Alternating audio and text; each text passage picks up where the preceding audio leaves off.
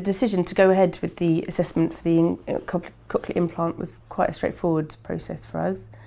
We didn't have anything to lose really.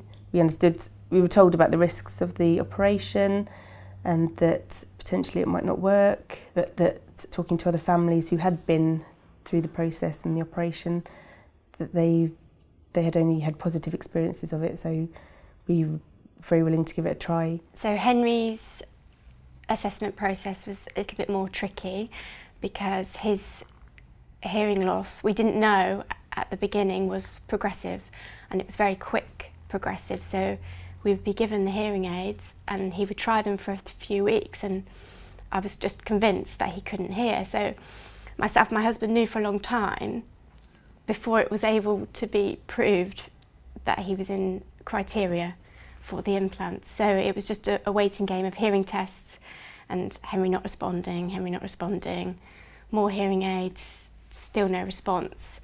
So it went on a little bit longer than we'd hoped for, but once we had a yes, things moved quite quickly, and I think as he was approaching 18 months, they were keen to get him implanted as he hadn't had any sound. I think with the assessment process, my husband was, from the beginning, he's having an implant. And I was a bit more, we need to be really sure it's the right thing, we need to see how hearing aids are doing. But then the more we learnt about, even if he had a little bit of hearing, what the hearing aids could give him still wouldn't put him into the range where you can hear speech. We had, I think, 4 or 5 trips to Southampton as part of the assessment process to have the cognitive tests, lots of hearing tests. There's a psychological test.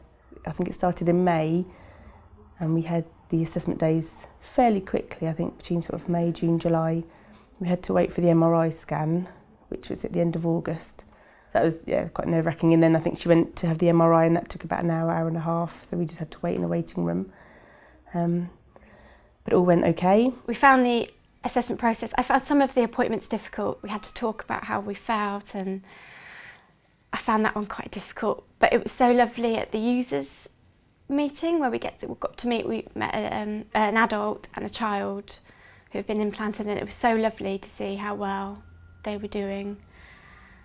We were just desperate for it all to move quite quickly and just to get it done really. The MRI took a long time. We learnt that with the implant he would have access to all the speech sounds, all environmental sounds. So once that was the case, we were desperate for him to go through the assessment process and be eligible.